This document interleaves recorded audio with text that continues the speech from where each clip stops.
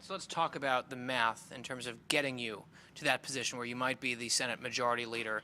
A lot of people going into this cycle sort of assumed this was going to be a layup for Republicans to take the Senate back because it's just so slanted. There's so many more Democrats up and more open seats and that sort of thing. But there have been some complications along the way.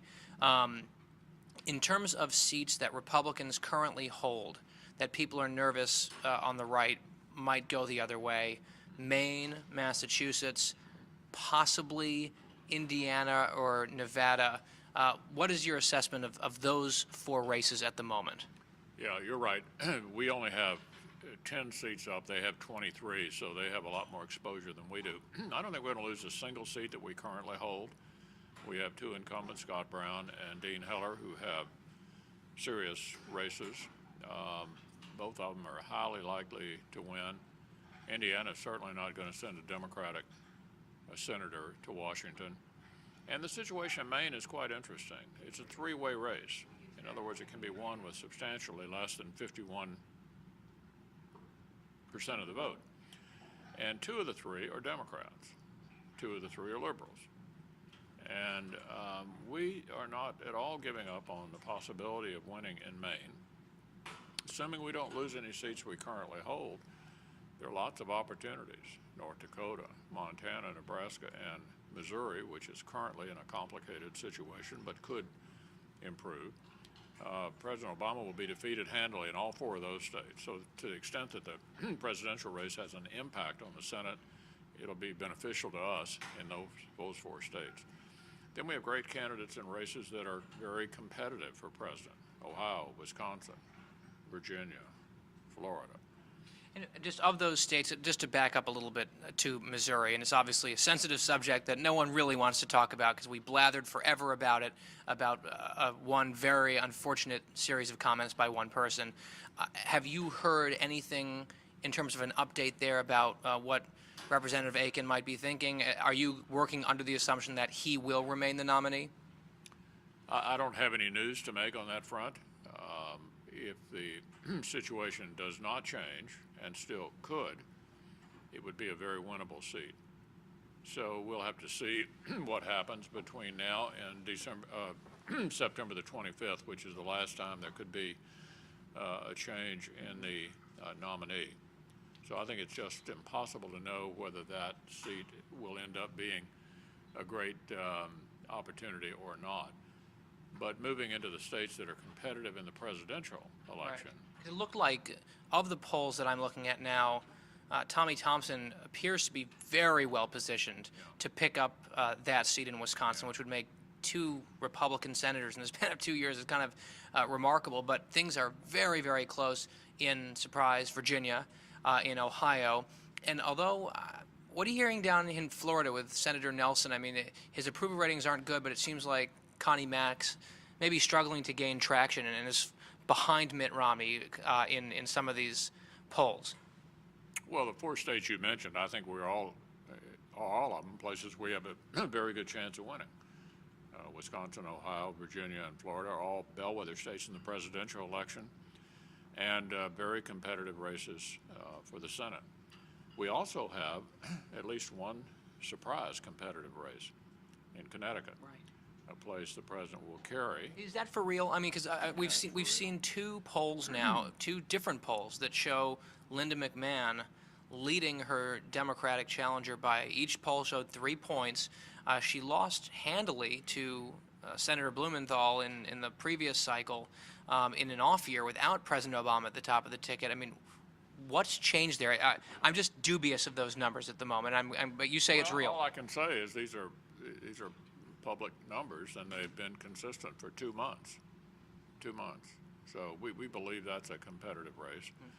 A similar situation in New Mexico, kind of an uphill climb for Governor Romney, but we have a great candidate for the Senate in Heather Wilson. And in Hawaii, which is very similar to Massachusetts, at the top of the ticket, I mean, President Obama's going to carry his home state by a large margin. We have an all-star candidate and former Governor Linda Lingle. So add all that up. Although, let me ask, though, because, and to be fair, if you look at some of the polling and you hear rumors about where the NRSC is going to be spending money and where they won't, it seems like New Mexico and Hawaii are looking kind of like long shots. I mean, would you dispute that? Well, you're assuming the only money that would be spent would be through the NRSC. There are supportive groups on the outside that have been very active in all of these places.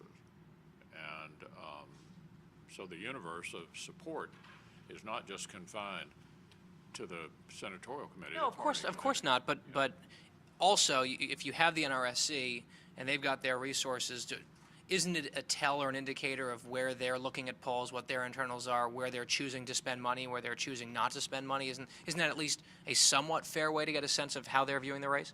That's one way of looking at it. Another way to look at it is there are both entities within the party structure and outside the party structure who are interested in seeing Republicans gain the Senate.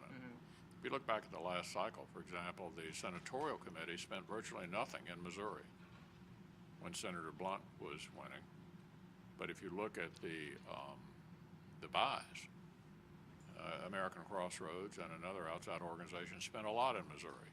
All I'm suggesting to you is don't assume, based on the senatorial committee's allocation of resources, that that's the overall view of all of those who are aligned with us about what's winnable and what isn't. Okay, so if there's voters out there watching this interview and saying, okay, here's a gentleman who's been in the Senate for a long time, he's the Republican leader, he wants to become the majority leader, if that net of 4 seats happens and Republicans take over and you're the Republican and majority leader, what can average citizens expect to see out of the U.S. Senate in terms of legislative priorities? And even I know sometimes people get bored with going down in the weeds, but procedurally, you describe the Senate as sort of as a dysfunctional basket case. What would you implement on day one in terms of how the Senate would operate and what it would attempt to accomplish early? Well, on the operational side, I don't think the Senate should be run by a majority that prevents the minority from participating. You know, the Senate ought to be, and has historically been until recent times, open for amendment on every bill. We would empower the committees. When bills came to the floor, they'd be open for amendment. Beyond the procedural process, there's the substance, which is, of course, the most important to the American people. If I were the majority leader, instead of my counterpart, repeal of Obamacare would be job one. The Chief Justice of the Supreme Court has declared the individual mandated tax. Taxes are eligible for what we call budget reconciliation. That is a process that can be accomplished with 51 votes. As Democrats know. Yeah. So we feel we have an obligation to the American people to get rid of Obamacare. The single worst piece of legislation has been passed at the federal level in the last half century. The single biggest step in the direction of Europeanizing the country.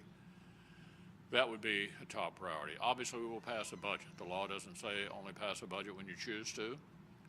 We will do the appropriation bills, the basic funding of government. We would extend the current tax rates for everyone for at least a year, and then get about the process of comprehensive tax reform, which, by the way, both parties believe we ought to do. You can't do it on the back of an envelope. It's going to take at least a year to work our way through that. But we need to do that again. It's been a quarter of a century since Reagan and Tip O'Neill did that, and we need to do it. We also are prepared to tackle, as Paul Ryan made clear last night, the biggest issue confronting the country, the mega issue, the issue that's driving deficit and debt. And that is the unsustainable path all of our very popular entitlement programs are on.